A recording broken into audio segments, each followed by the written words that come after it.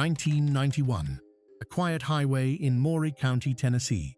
It was the kind of road that most people never think about. The kind that stretches on and on, through farmland and open fields, with nothing but white lines and darkness on either side. Truck drivers knew it well. Long-haul routes, miles and miles of American highway.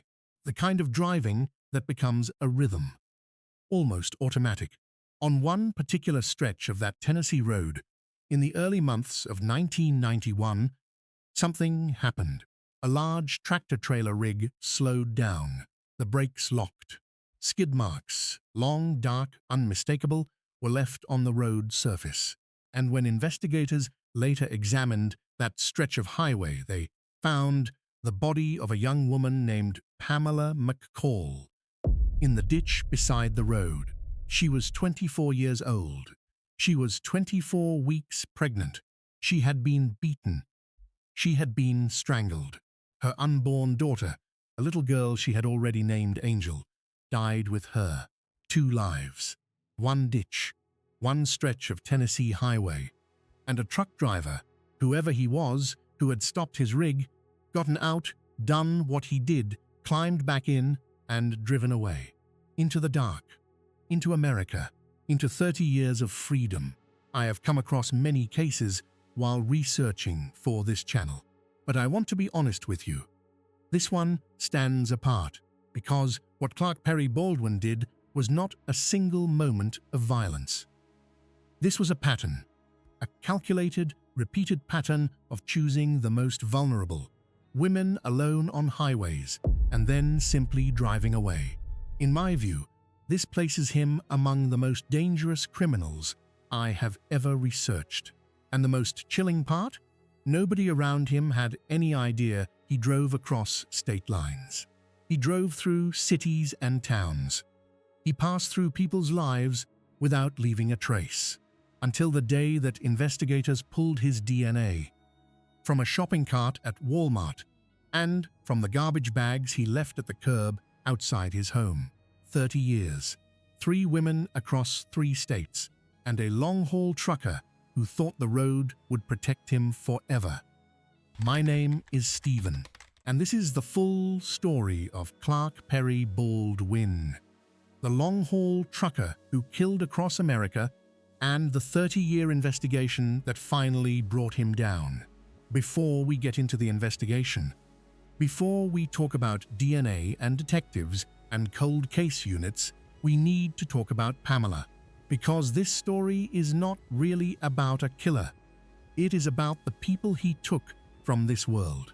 Pamela McCall was 24 years old in the spring of 1991. She lived in Tennessee. She was part of a close community. She had people who loved her. She had a mother who thought about her every single day for the next 30 years. She had a brother who carried the weight of her absence every time a holiday came around.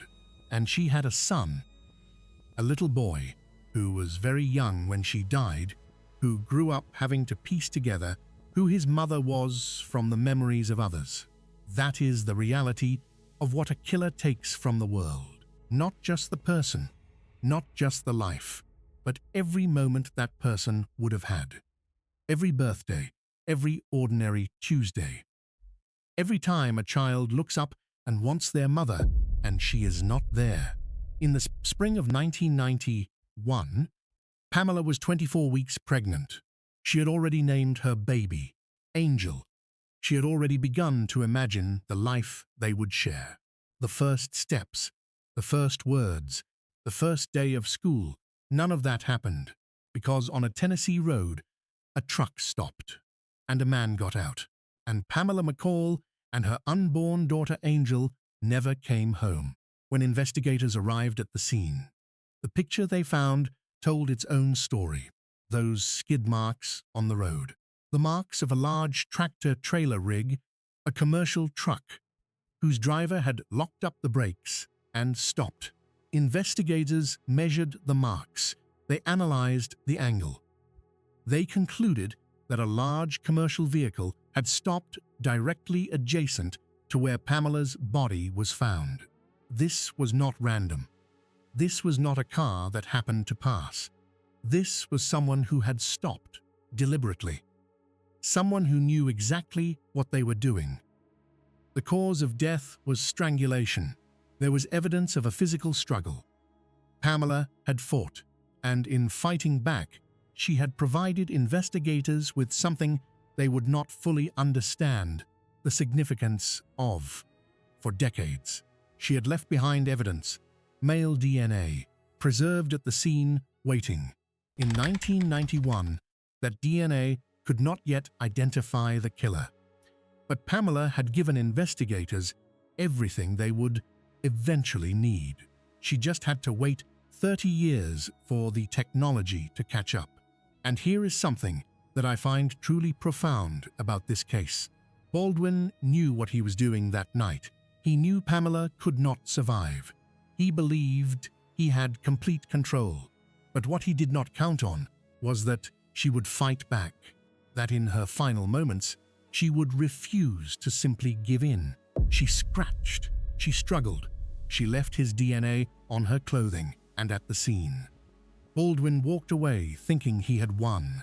But Pamela's fight, the fight he thought meant nothing, became the single most important piece of evidence in this entire case. 30 years later, it put him in prison. This is why I believe, no matter how impossible a situation seems, you must never stop trying. You must always make the effort. Because sometimes the effort you make in your darkest moment becomes the thing that changes everything. Pamela's fight could not save her, but it saved justice, and it gave her family the answer they had waited 30 years to hear. While investigators in Tennessee worked Pamela McCall's case, the man who killed her kept driving. His truck moved across state lines, through Tennessee, through Iowa, through Wyoming, through Illinois, through Missouri, mile after mile of American highway. And in 1992, approximately 1 year after he killed Pamela, the killing continued. On March 1, 1992, a female truck driver stopped at the Bitter Creek truck turnout on Interstate 80 in Wyoming. Bitter Creek is a remote stretch of highway, about 40 miles east of Rock Springs. Wide open land, cold wind, the kind of place where you can see for miles in every direction and feel utterly alone. At that truck turnout, she found a body, a woman, dead, left at the side of the road. Wyoming investigators responded. They worked the scene, they collected evidence, but they did not know who the woman was. For 30 years, she was known only as Bitter Creek Betty, a Jane Doe, a woman without a name, without a public identity, without closure for her family. In 2022, 30 years after her death, forensic genetic genealogy finally gave her a name, Irene Vasquez. She had been reported missing since 1990. She had a family who had been searching for her. 30 years of not knowing. Then, just a few months after Bitter Creek Betty was found, another discovery in Sheridan County, Wyoming. Also 1992. Also beside a highway. Also a young woman. She was petite. She was pregnant, like Pamela had been. She had also been beaten and strangled. Wyoming investigators called her the I-90 Jane Doe. Named for the interstate where she was found, she would remain unidentified for decades. In 2023, she was finally identified as Cindy Arlene Estrada, a young woman who had been missing since the early 1990s. 3 women, 3 roadsides, 3 states. And I want to be very clear about something here. This was not an accident. This was not a moment of rage that got out of control. This was not a person who made one terrible mistake and lived with regret. Clark Perry Baldwin was a serial killer, a calculated, deliberate predator who used his job, his truck, his freedom to move across America as a weapon. He chose his victims carefully. Women alone, women vulnerable, women on roadsides and highways where nobody would see. He did this not once, but again and again, and then he drove away and went home and lived his life. That is not a person who made a mistake. That is a person who made a choice every single time.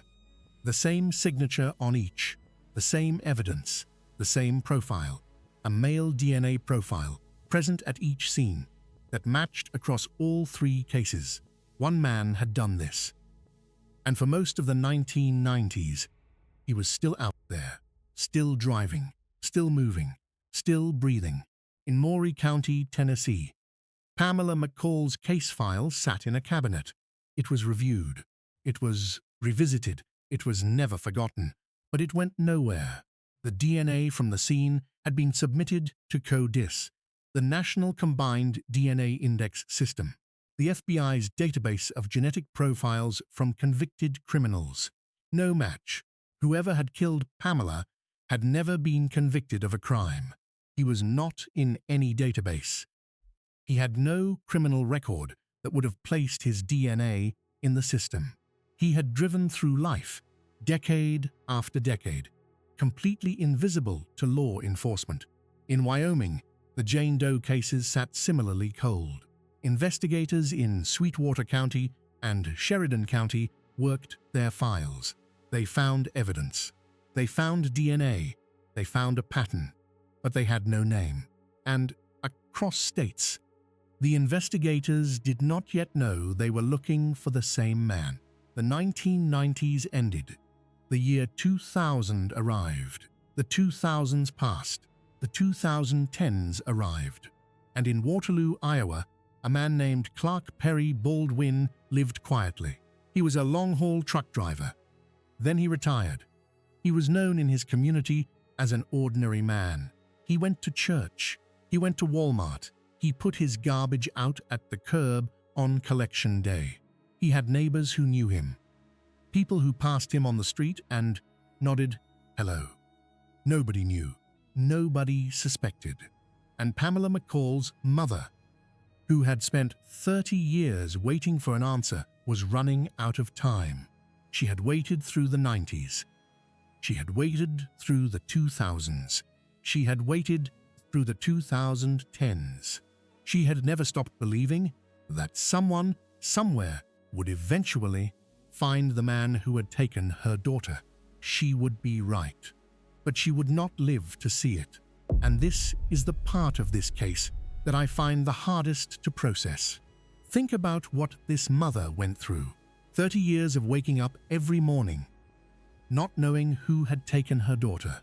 30 years of hoping that one day someone would call with an answer. And then that call came. The arrest happened. She finally had a name. She finally had a face. She finally knew who had done this to her, Pamela. In that moment, she must have felt something she had not felt in 3 decades. Hope, real hope, the belief that justice was finally coming. That she would sit in that courtroom, that she would hear the word guilty, that her daughter would finally be at peace. But she never got that moment. She died before the verdict came, and I think about that every time I read about this case. A mother who waited 30 years, who finally got her answer, and then left this world just before the finish line. If there is one thing this case teaches us, it is to never take time for granted, because sometimes the people we love the most run out of it before justice arrives. In 2019, District Attorney Investigator Tommy Goetz reopened the Pamela McCall case. He went through every piece of evidence that had been preserved since 1991, and he submitted it for modern forensic DNA analysis. Not just the old CODIS database search, modern technology, modern genealogy databases, modern science. And this time, the technology was ready. Modern forensic DNA analysis in 2019 produced something the old CODIS search could not. A hit, a familial DNA match through public genealogy databases that gave investigators a direction. From that familial match, investigators began building a family tree, branch by branch, generation by generation. They eliminated candidates. They narrowed the pool. They identified a small group of possible suspects, and eventually, that work pointed to one name: Clark Perry Baldwin, Waterloo, Iowa, a former long-haul truck driver, 58 years old. No criminal record. Investigators from Tennessee reached out to federal agencies, the FBI, the ATF, the Secret Service. A multi-agency surveillance operation was assembled, and in early 2020, FBI agents began watching Clark Perry Baldwin. They followed him through his daily routines. They watched him drive to the grocery store. They watched him run errands. They watched him live his ordinary life, and they waited for him to discard something, anything, something that would carry his DNA, legally obtained, that could be compared to the crime scene evidence. He provided it. At a Walmart in Waterloo, Iowa, Baldwin returned a shopping cart after loading his groceries into his car. An FBI agent retrieved that cart.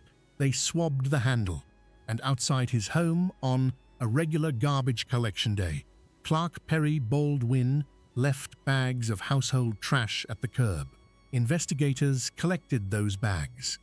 They analyzed the scraps of food inside, the ordinary debris of an ordinary household. And from those scraps, from that discarded garbage, they extracted his DNA. That DNA was then compared to the male profile, collected from Pamela McCall's murder scene in 1991. It matched. Then it was compared to the DNA from the Wyoming crime scenes. It matched those two.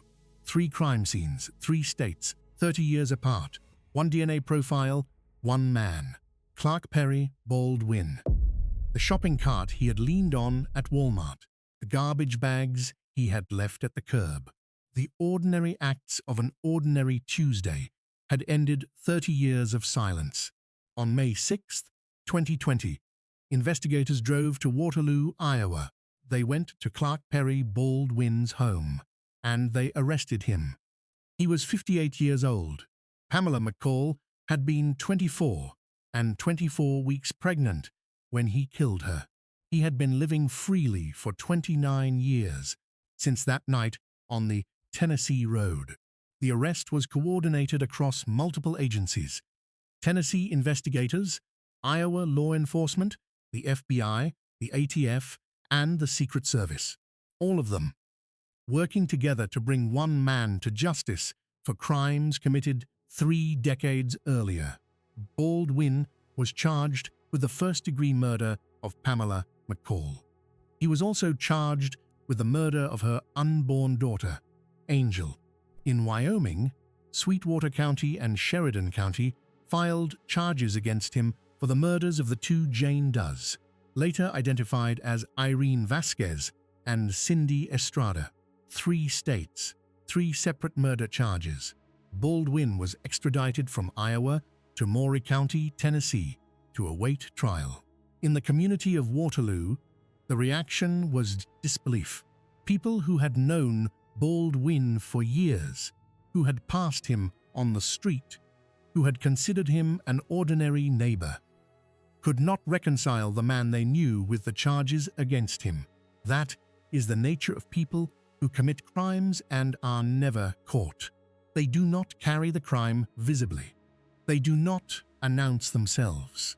They live among us, completely unremarkable, until the day the evidence catches up with them. And then, the people around them are left wondering how they could have been so close and never known.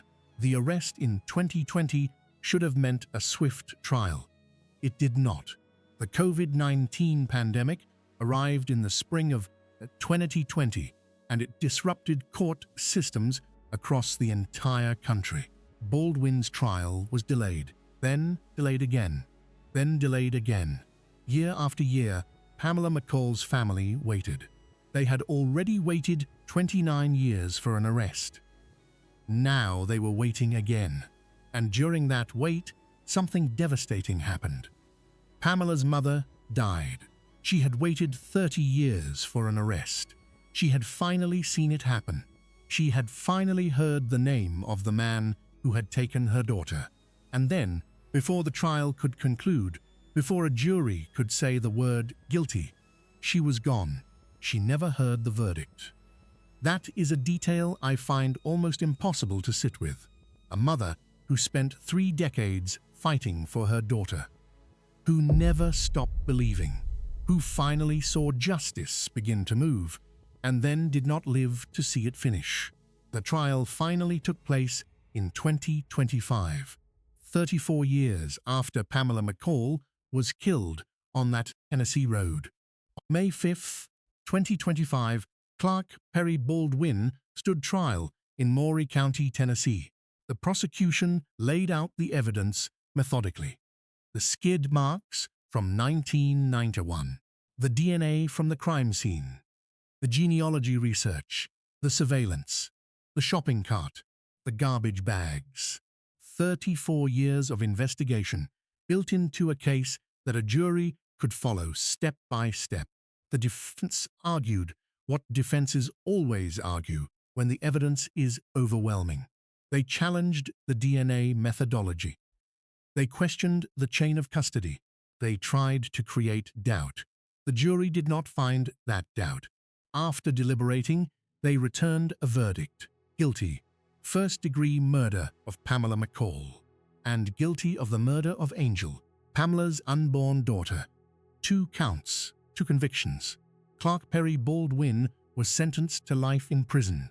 And then, the judge spoke. Judge James Updike Jr. looked at Baldwin in the courtroom and delivered words that I want you to hear exactly as he said them. He said, "This murder was as cold-blooded, premeditated, and calculated as any I have seen. The manner of death was strangulation. Death was not instantaneous. The amount of terror, the amount of horror inflicted upon this young, innocent woman is unimaginable. Unimaginable to anyone, to everybody, except you. Because you were there, you saw it, you caused it. When a judge, a man who has spent decades in courtrooms, who has seen the very worst that human beings are capable of, looks at a defendant and says, 'This is the most cold-blooded case I have ever seen,' that tells you everything. That is not a dramatic statement. That is a professional assessment from someone who does not say those words lightly. And when I read those words, my mind went immediately to one person: Pamela's mother. Because imagine what she carried for 34 years. Not just the grief of losing her daughter, not just the grief of losing her unborn granddaughter Angel, but the not knowing, the waking up every single morning without an answer. And then, finally, the answer came, the arrest came, the trial came, and a judge stood in a courtroom and confirmed what she had always known: that what happened to her Pamela was one of the most horrific acts a human being could commit against another. But she was not in that courtroom to hear it. She had already left this world. She never got to look Baldwin in the eye. She never got to hear the word guilty. She waited 34 years and missed the finish line by just a little. That is the cruelest part of this entire story, and it is something I will never forget. Those words. From a judge who had seen countless criminal cases tell you everything you need to know about what happened to Pamela McCall on that Tennessee road. And at the sentencing, Pamela's family spoke. Her brother, her son, the people who had carried this loss for 34 years. Crystal Sale, Pamela's mother's friend who had helped carry the family through this ordeal, said simply, "It makes me feel good that we got life, what we wanted, and that Baldwin will never be able to harm or kill another woman. It does not bring Pamela back, unfortunately, and I wish it did." The conviction in Tennessee was supposed to be the beginning of a longer justice process. because Wyoming was waiting. Irene Vasquez's family was waiting. Cindy Estrada's family was waiting. 2 more trials, 2 more juries, 2 more chances for families to hear the word guilty. And there was more. Investigators across multiple states were looking into whether Baldwin was connected to additional murders, including the 1992 killing of 21-year-old college student Tammy Jo Zywicki. Tammy had left her car on an Illinois highway after a breakdown. Witnesses saw a semi-trailer stop near her vehicle. Her body was found in Missouri 9 days later. She had been sexually assaulted and stabbed 8 times. Investigators believed Baldwin may have been driving that route. The full scope of what he may have done across 30 years of driving may never be fully known. And then, on July 16, 2025, just 10 weeks after his Tennessee conviction, Clark Perry Baldwin collapsed in his prison cell. He had suffered a heart attack. 2 days later, on July 18, 2025, he died. He was 63 years old. He died before Wyoming could bring him to trial. He died before Irene Vasquez's family could hear a jury say guilty. He died before Cindy Estrada's family could have their day in court. He died, still under investigation for crimes in Illinois and Missouri that may never now be officially closed. He took whatever he knew with him, and, for some families, justice arrived in Tennessee. But for others, it never fully came. I want to take a moment, before the closing, to talk about what this case actually represents, because it is more than just 1 man and 3 victims. Clark Perry Baldwin was a long-haul truck driver. He moved across America, state to state, route to route, as part of his job. That mobility, that constant movement, made him extraordinarily difficult to catch. In the 1990s, before forensic genealogy, before national DNA databases were fully developed, before digital surveillance, a killer who moved between jurisdictions was almost impossible to connect across cases. Tennessee did not know about Wyoming. Wyoming did not yet know about Tennessee. And the victims, women found on roadsides in remote areas, were sometimes not even identified for decades. This case, Pamela McCall's case, is why forensic genetic genealogy matters so much. Because without it, Baldwin would have died a free man. He would have lived out his retirement in Waterloo, Iowa. He would have put his garbage out every collection day. He would have gone to Walmart, and nobody would have ever known. Instead, an investigator reopened a cold case. A lab ran a modern DNA analysis.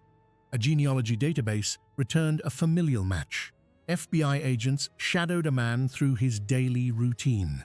And a shopping cart handle and a garbage bag told the truth that 3 crime scenes had been holding for 30 years. That is what this case means. It means that no matter how many years pass, evidence does not forget. It means that a killer can move across all 50 states, can retire, can grow old, and still be found. Because science is more patient than any criminal. And I want to share something personal here. Every time I research a case like this one, every time I see a killer who spent decades believing he had escaped, and then watch science catch up with him anyway, I feel something that I can only describe as genuine relief. Relief that we live in an era where that kind of confidence, the confidence of a killer who believes he is untouchable, is becoming impossible to justify. Because the truth is, no criminal today can say with any certainty that they are safe. The technology that caught Clark Perry Baldwin did not exist when he committed these crimes, and the technology that will catch tomorrow's criminals does not fully exist yet either. But it is coming. It is always coming, and I find real comfort in that, because it means that every family, Every mother, every brother, every child who grows up without a parent has a fighting chance at an answer. Science does not forget. Science does not give up. And science, unlike human memory, only gets better with time. Pamela McCall was 24 years old. She had named her unborn daughter Angel. She never got to hold her. Irene Vasquez was a woman with a family who searched for her for decades. For 30 years, she was known only as Bitter Creek Betty, a name given by investigators to a woman they could not yet identify. In 2022, she finally got her real name back. Cindy Arlene Estrada was young and pregnant, like Pamela, when she died. She was left on a Wyoming roadside in 1992. In 2023, she too was finally identified. 3 women, 3 roadsides, 3 families, each carrying a loss that most people cannot imagine. And a mother, Pamela's mother, who waited 30 years for justice and died just before the verdict came. She knew the arrest had happened. She knew the trial was coming. She just did not live to hear the final word. If anything good can come from a story like this, it is this: that Pamela McCall's name is remembered, that Irene Vasquez's name is remembered, that Cindy Estrada's name is remembered, that they are not just Jane Does on a cold case file, that they were real people, with families who loved them, with futures that were stolen, and that the man who stole those futures spent the last months of his life in a Tennessee prison, convicted, named, finally held accountable. If this story moved you, if you believe that names like these deserve to be spoken and remembered, please subscribe to this channel. Every week, we bring you the stories of real people whose cases deserve to be heard, because every name deserves to be known. Thank you for watching, and I will see you in the next one. If you enjoyed this case, I have another story waiting for you that I promise will leave you speechless. The link is in the description below. Go check it out, because that case is one you will not want to miss. See you there.